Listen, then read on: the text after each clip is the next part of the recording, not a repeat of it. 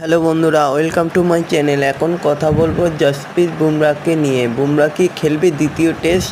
ইংল্যান্ডের বিরুদ্ধে দ্বিতীয় টেস্টে কি পাওয়া যাবে বুমরাহকে?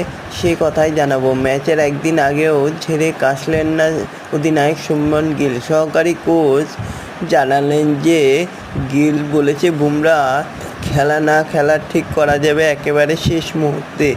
প্রয়োজনে ভারতের বিকল্প পরিকল্পনাও তৈরি বলে দাবি করেছেন অধিনায়ক। তবে জানিয়েছেন শুভমন গিল যে বুমরাহ খেলতে পারে। তো বন্ধুরা, এরকমই সব খেলার খবর প্রতিনিয়ত জানতে হলে চ্যানেলটিকে অতি শীঘ্রই লাইক, কমেন্ট, সাবস্ক্রাইব করতে ভুলো না।